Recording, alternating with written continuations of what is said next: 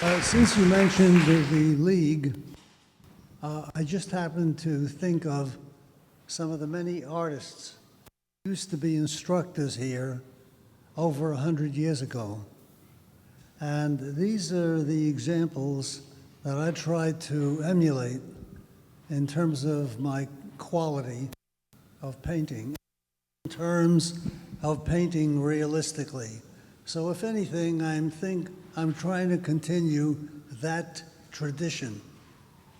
And that is very important to me. Many of you have seen the exhibitions of previous students from around that time, and I think you will notice the high quality of their drawings and paintings, as students. And that's, I think, because they took the whole idea of painting and drawing realistically rather seriously. Some of the people at that time who used to teach here are people like Chase, Thomas Eakins, Duvenier, Winslow Homer, and Norman Rockwell. And I feel that when I look at their work, including Norman Rockwell's, especially his early work, I find there is that painterly and masterly quality in terms of seeing form and painting it realistically.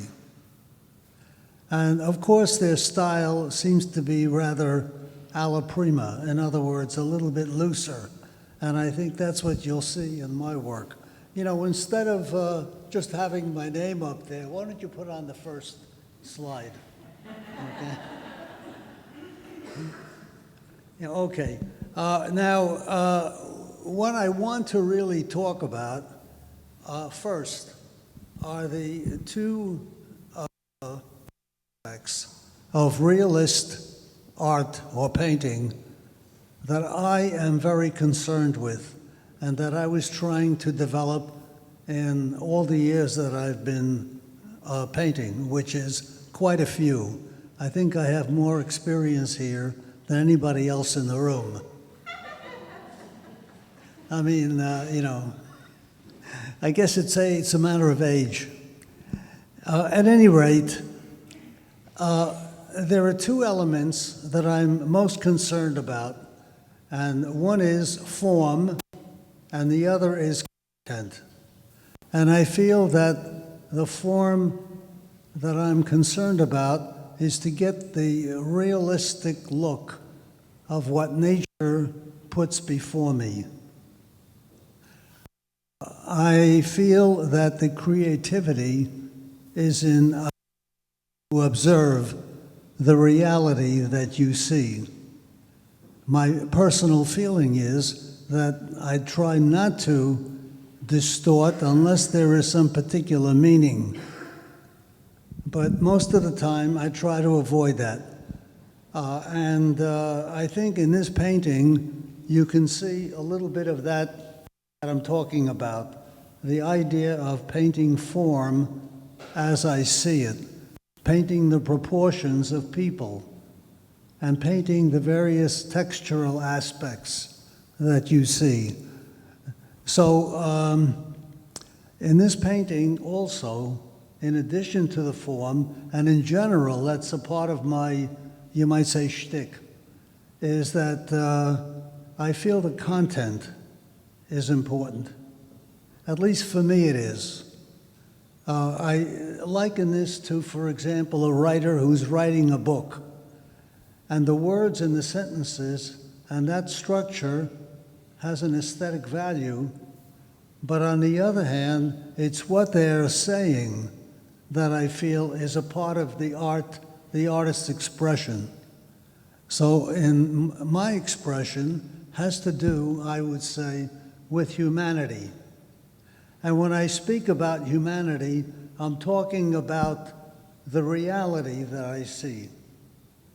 I'm not talking about glamorizing, but I'm talking about trying to see the forms that will give me that reality.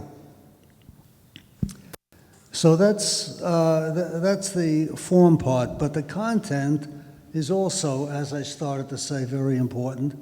And there, I feel that, at least for me, it's more of a social direction.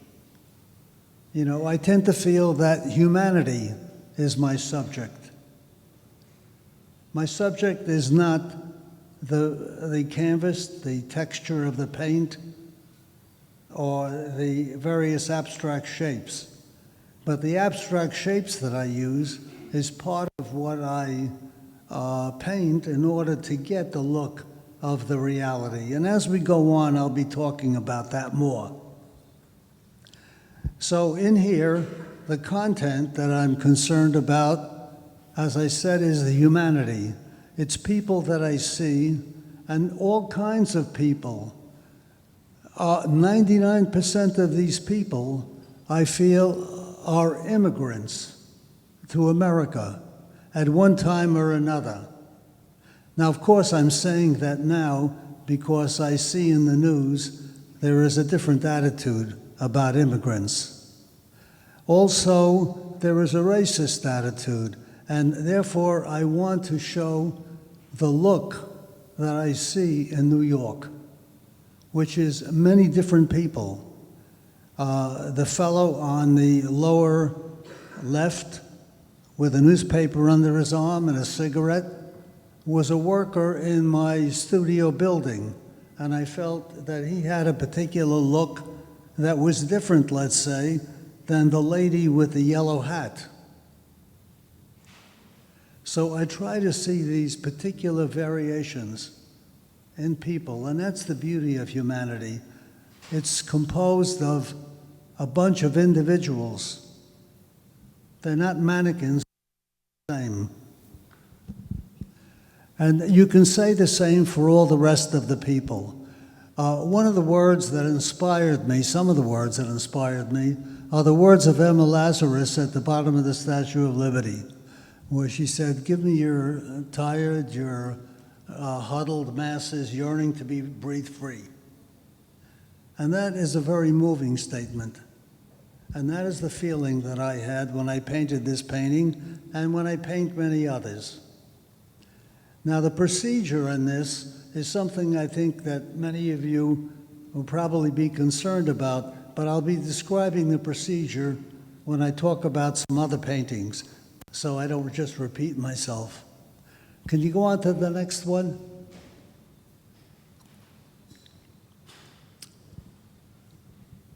Okay.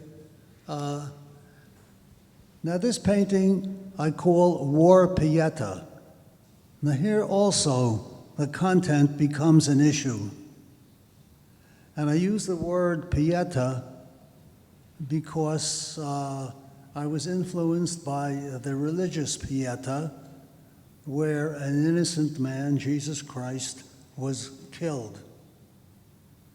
And that is my feeling about war, that most people who are killed are innocent, and therefore I am anti-war. And some people say, why do you paint these tragedies? Well, I was told, and I learned at some point in the past, that art has tragedy and comedy. And that's very much like life. And I feel that, at least in my art, I want it to reflect life. So you have to show, I feel, tragedy and comedy. Some people don't like to show any tragedy. You know, it's like sweeping stuff under the rug. So you hide it. And I feel that art should be a truthful expression of life and ideas. Can you turn to the next painting? Oh, by the way, that was called War Pieta. The one before was a bus stop. And they're relatively large paintings. Can you turn to the next one? All right, now this guy is one of the more known models in the school, Pat. I think if those of you who are in the school have probably painted him. When I first met him, he looked interesting, and I was talking to him, And, um, and I asked him to pose. So he came to my studio and he posed. And then I painted this painting. And I feel that he had a very interesting look, and I really loved the quality of him, that he was unassuming. You know, he was not a conceited person. And that to me is a beautiful human quality. And if I could capture that, I would. And it's all just in the expression. So how do you paint that? Well, I always tell my students, it's painting what you see, and then you get the reality of what it is you're seeing. And I'll go into that when I talk about some other paintings. Also, one of the aspects of this painting is that I want to mention is that I had this in an exhibition at the Portrait Society of America. And I usually think of portraits as paintings of fancy, rich people who try to look important. But I was surprised, pleasantly surprised, when they gave me the grand prize. It was called, what is it, Grand Draper Prize, which was quite an honor. And therefore, I was very excited about that organization, that they really wanted to show art and not just glamorization of rich people. Can you go on to the next one? This is not my painting. When I was studying art, high school in the 1940s, college in the early 50s. See, now you can see my age, right? Nobody's as old as me here. Okay. This is the kind of art that was promoted. Now, I don't mind that this art is promoted. The thing that bothered me was that they did not give students an opportunity to be able to develop the skills to paint realistically and draw well. If they did, it was a superficial approach, so it wasn't really serious, and that bothered me. Well, throughout my schooling, and I got a whole bunch of degrees, but it didn't really help me very much in terms of the painting I wanted to do. So I came to the conclusion that when I went to schools, there was not really freedom of expression. Now, we all hear about freedom of expression, and it's important. Well, I feel this is one part of it. Okay, the next painting is also not mine. The one before was Matisse. This is de Kooning. Now, these people are rather reputable artists of the past, who was the early and middle 20th century. But that's when I was going to school, and this is what I was bombarded with.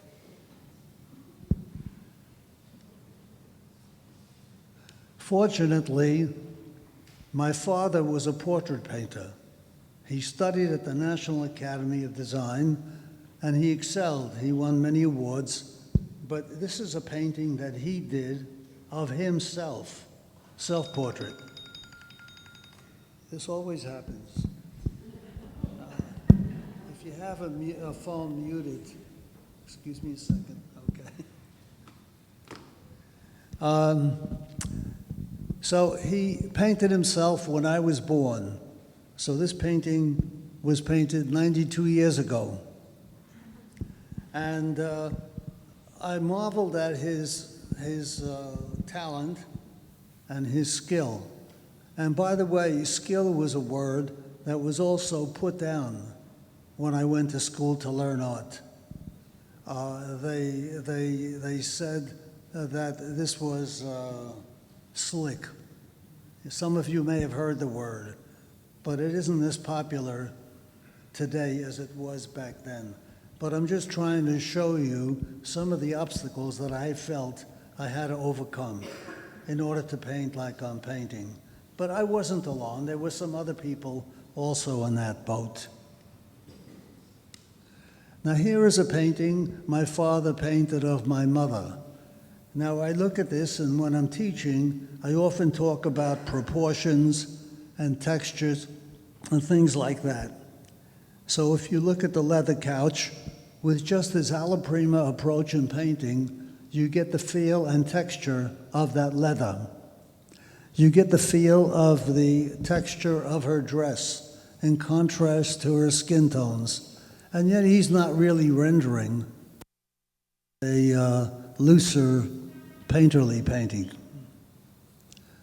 But the main thing is it has a beautiful human feeling. And I felt the same thing about the self-portrait he did that I showed before. Now here is another old master who was an influence.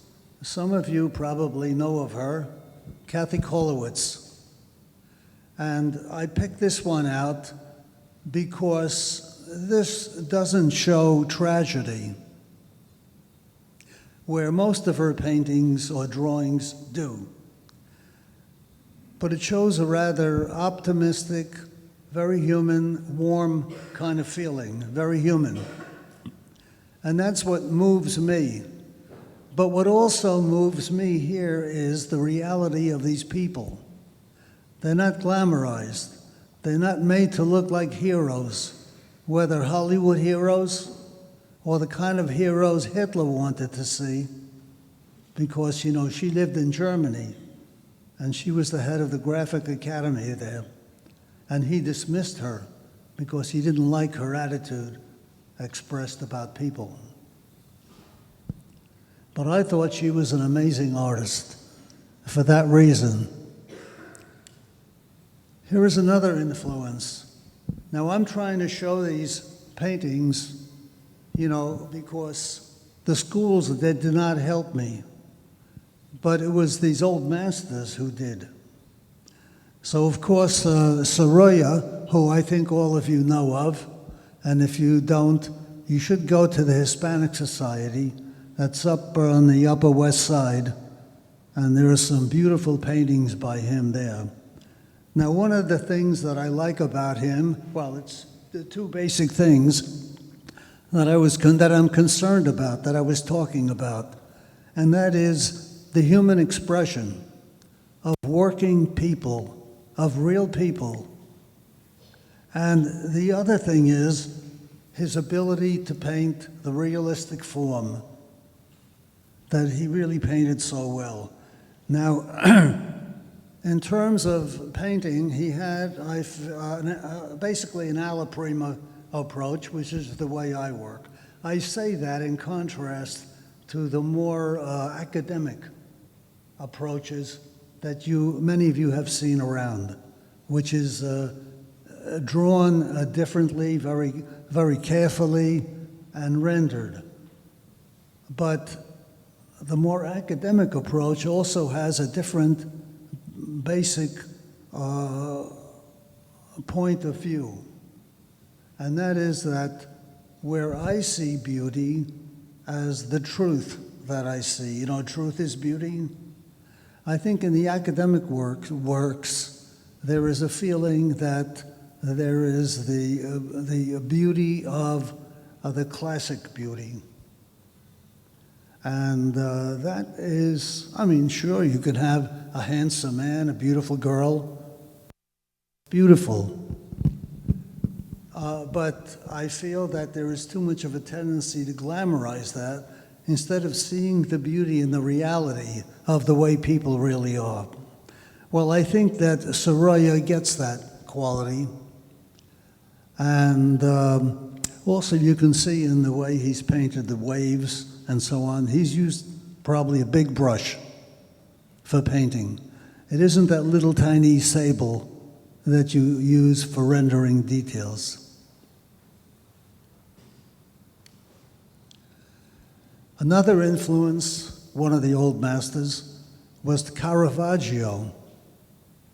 Now Caravaggio, as you know, was considered the first of the Baroque painters. in that sense, he painted people more realistically than in the early Renaissance, where it was usually devised and not really painted from life.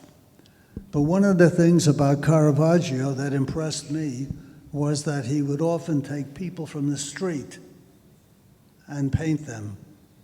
So they were the saints, the good guys in the painting. There were also the bad guys too, but they were the good guys. And that to me is, rather unusual, because I'm pretty sure at that time, rich people, aristocracy, nobility, were the ones who would be painted as the important saints. But in Caravaggio's work, we begin to get a feeling of space and depth because of his strong use of light and darks. And also the knowledge of the figure. But it isn't just the knowledge of the figure, it's the observation of the figure. And that means that he's observing the reality of people's form. He's not just painting the anatomy from what he learned in the anatomy books. It's the particular humanity that's important. Now, of course, I'm saying this because that's my feeling. And these are the guys who I feel were my teachers.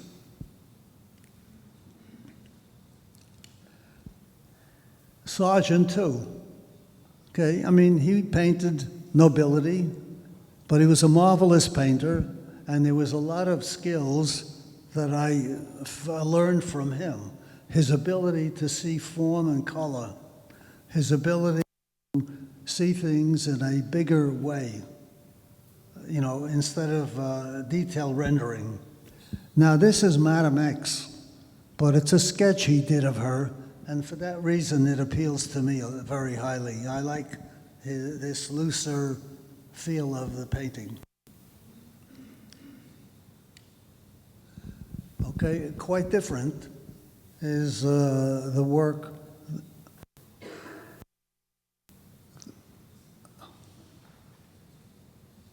of Vermeer.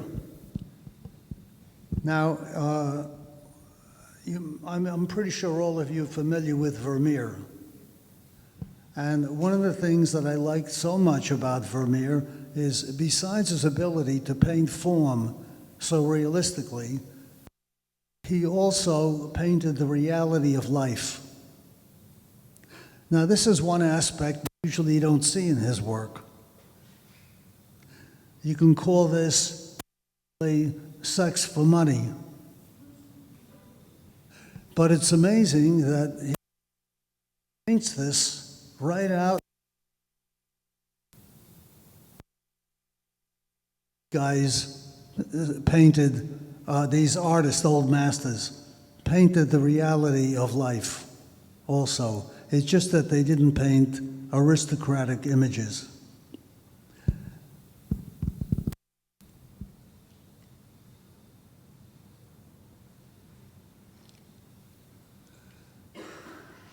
Okay, now this is some of my early work. When I finished college in the middle 1950s, or actually when I got out of the Army, yeah, I was in the Army. Can you believe it? It's a good thing it wasn't the war on. Anyhow, I don't think I was a very good soldier, but when I got out of the Army, I was in my father's studio, and here he is stretching a canvas. So I saw the way he's working. I was influenced by his work. So here I painted him stretching a canvas. And I think I was 25 years old, and I think that was a pretty good painting, if I may say so. The next one here I'm showing is another painting of the kind of thing that I did in my earlier years as a painter. That is, at that time, which was, this was 1969. And this painting was basically from sketches. Now, the artist, Edward Hopper, was an influence here. But I was more influenced by the reality of the stores and the people that I saw around it. In Hopper's work, I felt that there was a coldness, especially when he painted people. And I had a different attitude about people. So here I'm painting this with a certain amount of compassion, you might say, for this poor guy who's trying to make a living. But it's within the frame of a storefront painting. But this painting was all done from my pencil sketches, so nobody posed for this, and I did not take any photographs.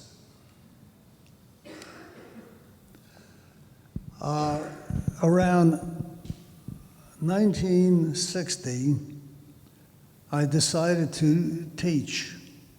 So I started teaching at the High School of Art and Design. And some of the people who I taught there actually are teachers now in this school, instructors here, very good painters themselves. Garin Baker, Mojica, Kostavavayakis, and others. I'll come to them. But this was actually done in '69, and these were two students in my class. And they had, most of the students in the High School of Art and Design came from working class homes and many minority homes. And I was impressed with the way these guys looked. They were Puerto Rican, and this guy in the front actually was a part of the Young Lords. And I was very impressed with his attitude and, you know, trying to do the best for himself and people in general. And he's carrying the newspaper, Palante. So you see, in the course of painting, I'm using a certain amount of symbolism. You've probably seen it before in some of the other paintings too. So for example, I felt that these guys, besides wanting in, can you hear me? It seems to go back and forth. The here was, or rather, they had to live among all kinds of restrictions, you know, and some of the symbolism in painting that were these police barriers, these poles, parking poles for signs that said no parking and so on, and then the wall and the gated windows. And this is all a kind of symbolism. But it's all done with the concept of the form that I'm concerned about, so that I see that I want their faces to stand out. So of course the background becomes somewhat dark. And this painting I called Boricuas. I understand that's the word for Puerto Ricans. Now, around in the early 1970s, I had a friend at the High School of Art and Design. His name was Erwin Greenberg, and we all called him Greenie. Some of you may have known him. Some of you know about him. And I felt he was a very inspiring person, a very beautiful person. Before he taught, he was a longshoreman, so I had him dressed in his normal clothing. See, and this is what he looked like every day, not only when he was a longshoreman, but when he came to class, he was a very devoted teacher, you know, and he was very giving. And this, to me, is the most important aspect of a teacher. How concerned he is and serious he is about the students, more than his own welfare or his paycheck. At that time, the curriculum did not have much of a program to draw and paint from life. So he and I decided to try and have a morning group students who were interested voluntarily would come in the morning and paint from life. So we posed for each other. And this started at 6:30 in the morning, and then when the regular classes began, they would go and teach their classes, and go to their classes and study. But the curriculum was different in the classes. They taught other things. In the morning, 5 mornings a week from 6:30 to 8:30, they drew and painted from life. So at the end of 3 or 4 years, they became pretty skilled painters. And that was really an achievement, I felt. And that was something that was not done in the schools. And it's ironic that that had to be done early in the morning when the students were not getting marks for what they were studying, but they did it because they wanted to. They loved it. And Greenie and I didn't get paid because we wanted to do this. Of course, we also helped ourselves because we developed our own skills. But primarily, this was a wonderful thing for the students to have. Some teachers would say, how could you do that? First of all, realism is old-fashioned. And secondly, they would say, you're not even getting paid. Yet both Greenie and I were very strong union members. We believed in trade unions for working people. That included teachers.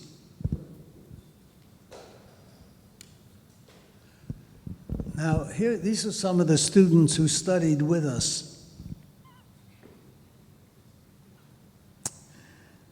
This is Steve Assell when he was a student in high school. So here he is, a teenager. I think many of you have seen his work and you know of him, but coming in every day really helped to develop his work. Of course, he studied in other places too, but I just want to show you some of the people who came to our group and really became high achievers in the art world. Now here's another guy who teaches here in this school, Costa Vavayakis. So this is him as a teenager. Now I know many of you recognize him, at least you don't really recognize him, but you can see the likeness, probably. But here he was, posing for us, and they would pose in the morning at that time. And of course, most of the time they didn't pose, they painted. But we would pose for each other. And then in this painting, I took it home and then worked on the background and the props, the Maxwell House coffee can with the brushes in it, and so on. So I just wanted to show some of this. So those were two of the many students who became really good painters. Now this is a painting that Ricky Mujica painted. Now, many of you know of Ricky. It was an amazing feat for this kid at 17 years old to paint this painting. This was 4 feet by 4 feet. And this was a composition about the life of an art and design student in an art class. So I'm showing this one not only because it was done well, but because he painted the teacher in there. That's me. That's how I looked like at that time. But it was really an amazing thing. He got the people posing in the position that he needed, the lighting, the props, and so he was able to paint that whole composition. He was an amazing talent and still is.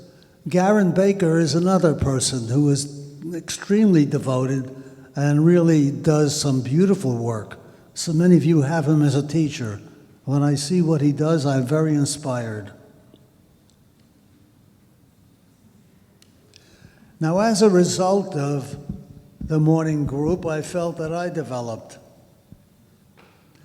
And this is one of the paintings that I painted to try to get a feeling of many people in one painting, multi-figure composition. The woman on the lower left, that's my wife. Downstairs, I have a little painting in the lobby of my wife more recently, and she's got white hair over there and is old. She's also in that bus stop, and you can see there too she's older. But here she's a little bit younger, so this is 1976. So she posed for me in this painting, and there is Greenie behind her, who posed also for me. And then I have a variety of other people who were teachers at that time. Some were students, and just neighbors, and they posed. Now, in order to do this, I'm also thinking some of the old masters who influenced me in that respect were, let's say, Tiepolo, who was a Venetian mural painter in the 18th century. And the way he was able to draw figures and paint them in different animated forms was just amazing for that time period. So anyhow, I'm looking at all that, and also many illustrators were very good at this, at composing. So for example, I would have people posing in different positions. My wife is facing this way. The guy behind her on the back is with his back to us, and then other people have a different position. So that choreography makes for an interesting composition. After all, you don't want everybody to look like soldiers in a parade.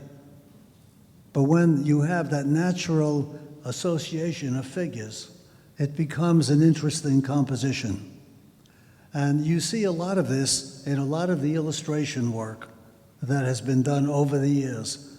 And the illustration work that influenced me at that time were the old masters of illustration, which was in the early part of the 20th century.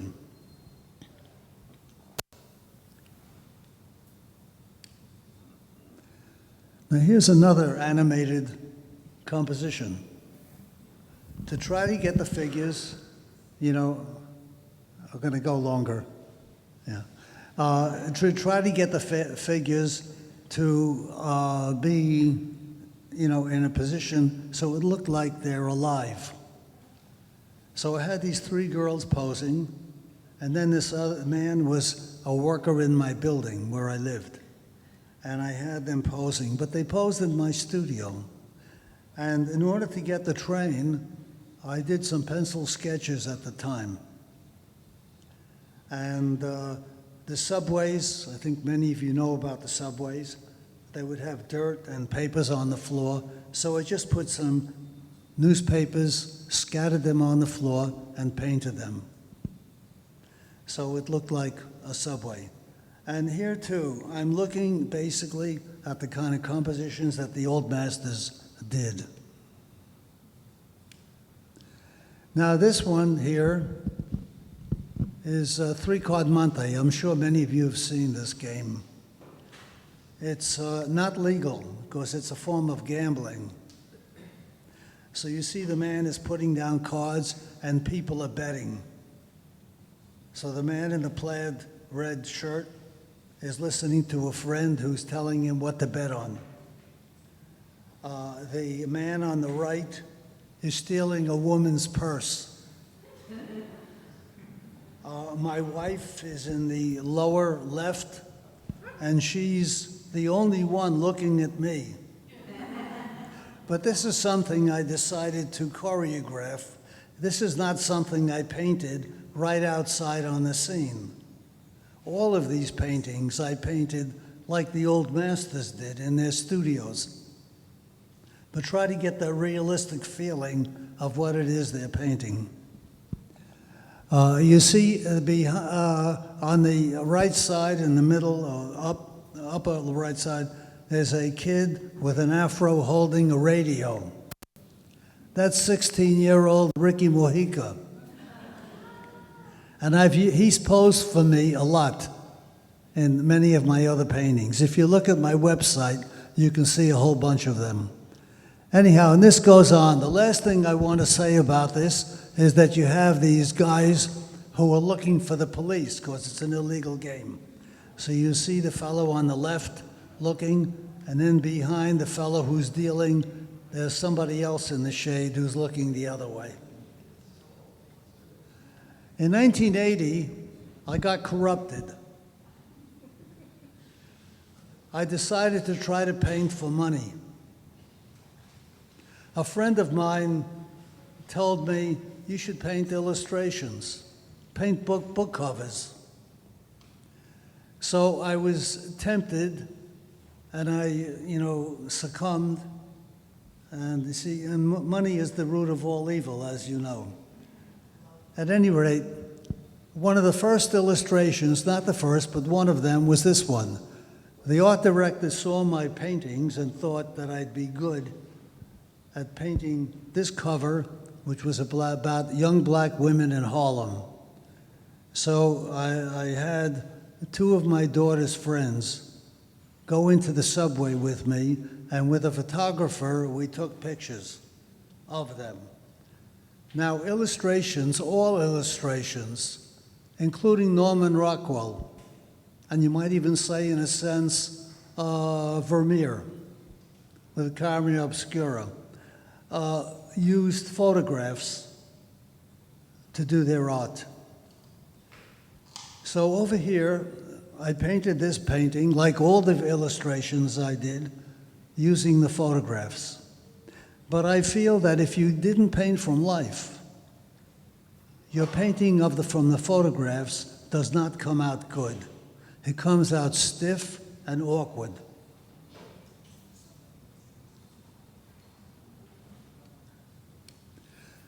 Now this is the more typical illustration. Most of the illustrations I did were like this. And suddenly I felt like I was becoming rich. So I discovered that when you paint things that you wouldn't normally paint, you can make a lot more money. Okay, however, I have to say that in terms of the skill and the manner of painting and so on, there is a sincerity.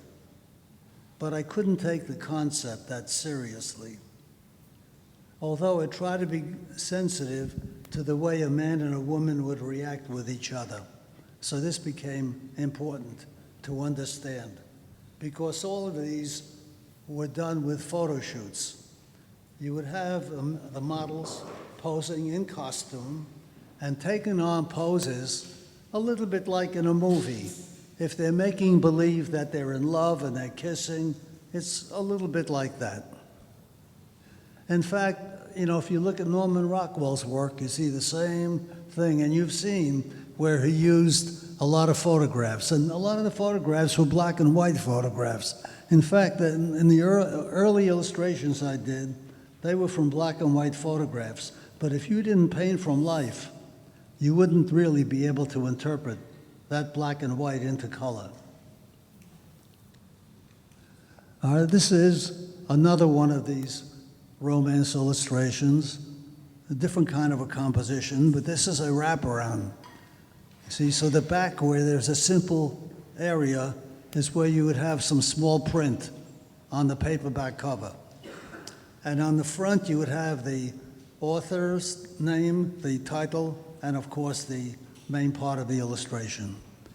That, of course, people would identify with to buy the book. About 2000, I began to get antsy, and I felt I wanted to paint more about the truth of life. But I used the illustration device to capture a lot of the details of New York City that I wanted to paint. So over here, I would go around with a camera, took a picture, and then painted this. Sometimes, well, this was from several images. Like not all the people and things were in the same photograph, but you put it together so it works. Their perspective and so on. Okay, texture was an important factor here too. I found this was interesting. I was in a park and a playground, and here were these girls, probably a break from school or something, and they had these nice dresses on, and I was amazed. We'll go on. Okay, and I was amazed at how they didn't care about whether they were going to get their dresses dirty. They were just having a good time, and that was so beautiful. So I took a photo. Now this is something you couldn't have somebody pose for. So, but I felt it made for a very good painting. There was also the idea of the fences, the metal fence, the iron fence, and the wall in the background. You know, and you begin to wonder, why is there so much security or insecurity? So that's food for thought. Now here is another painting from a photograph, or using various photographs. And the idea here is that you want to capture the reality of the way kids are. But let me warn you, if you're going to go to a place and you want to take photographs of kids, it's good to have a decoy. You see, the woman in the center was a nanny for the kids she's caring for. So I went with her and took pictures of her. But in the process, I sneakily got some of the other kids, you know, and that made for a very interesting painting. Also involved in here is texture, and that becomes interesting, you know. And of course there's a composition, but we don't have time to go into too much of that. Now here is the last one I'm going to show, not the last painting, but the last one from photographs. Sometimes you see guys playing basketball and there's an intensity, and there is a beauty in that intensity. So that becomes interesting, you know, for a painting. So I used that photograph to do this painting.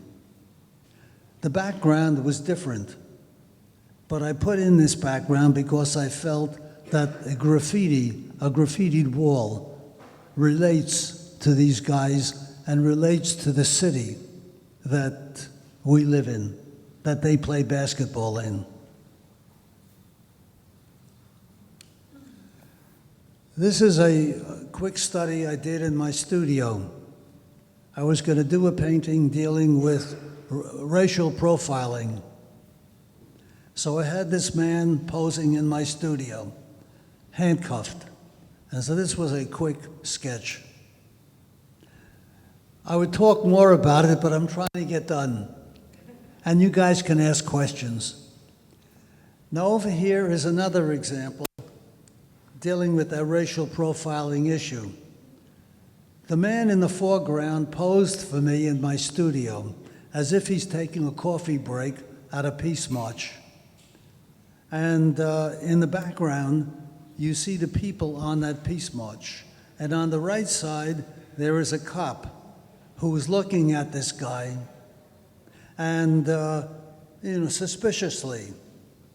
Now, this is the way you often work when you paint paintings. You know, you'll do a study of something and then apply it. So all these images were not there in the same place. So I took a photograph of this cop. Of course, he saw me taking a photograph, so he looked suspiciously at me. So I got the image I wanted for this painting. And of course, the man in the foreground was just posing, but he gives off a kind of a bitter expression. that I thought was rather expressive. And I saw that kind of as symbolic of Black history in America, just that sort of angry expression. In the background, the part that I did use a photograph for was more loosely painted, as you see.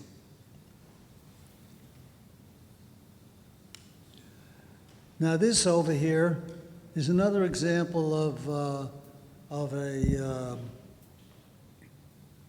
tragedy. I feel that here, when I saw the photographs from Abu Ghraib, I was horrified that my tax money is used to torture people like this. And I thought of the religious crucifixion. So I liken this kind of injustice to the other kind of injustice.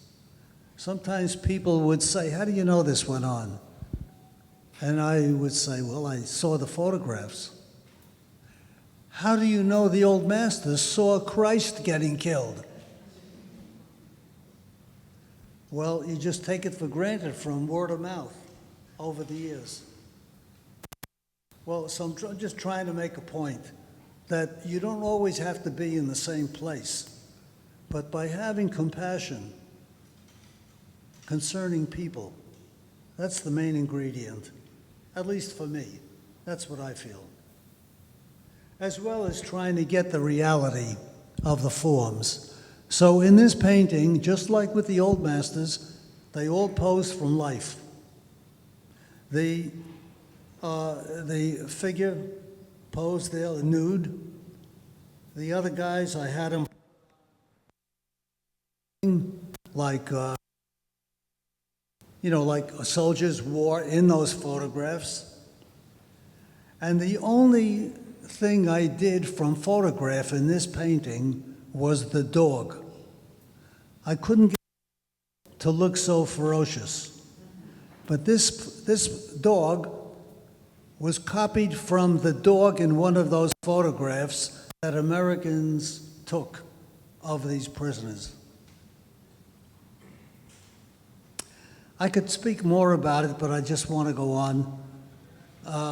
Now, here is just a quick study. Now, sometimes things don't have to be rendered. You can get a beautiful painting with a quick study, and it can be realistic. A little bit like that sergeant I showed you of Madame X. Well, this is in the same manner, where I did a workshop at this woman's house, and she flopped down on the couch, and I said, "Hold that." So I did this quick painting. And can you zero in on this? Rudy, you there? I haven't asked. Yeah, just zero into where the dress is, a little bit. I just want to talk about that a minute. Okay, yeah. I only got 2 more to go. Okay. All right, forget it. I think the idea is I want to show you the variety of colors that are in there. And yet you might say, "Oh, this person's dress is an off-white." Or the variety of colors in the skin tones. See, but the color in reality is not always what you say it is. And this is the point I was trying to make here. All right, now when I'm teaching, I feel it's more important to paint what you're teaching than to talk about it. I think in our world there's a lot of good talkers, but I think you need to have more doers. So I feel that in learning these matters that I'm trying to teach, when they see you painting, you can get a better idea of what it is you're trying to explain in order to get the skills or see the colors or see the proportions that I'm talking about. Now, this was a model who posed in my class up here on the 7th floor. Connie was her name, and she was leaning against the wall. and I painted her while I was teaching. So often I would spend maybe half of the class, half of the time painting, and half of the time teaching verbally as I go around. But of course, when people are looking at me painting, it's like a demonstration. Sometimes there isn't enough time, and you don't have time to paint on your painting that much. This is the last one I want to show. And over here, I started it there, but then it wasn't until later on when I decided I liked it, and I proceeded to finish it. So this is this painting. Do you have my book? I brought it over to the Metropolitan Museum bookstore. And they seemed to like it. But the people who made decisions weren't happy about it. You had to have more notoriety, you know, be famous, or part of some exhibition or something going on, you know, and I thought that was not right, because I think this would have expressed a lot of the feeling of New York that so many people come to the museum for. You know, so that was unfortunate. I wanted to make this point. Now that book is a book that, if you're interested, you can buy it. And up here, I want you to see here, I'm going to have an open studio sale. So if any of you are interested, there's information up there about that. Wonderful, Okay. Max. Thank Okay. you so much. Round of applause for Max.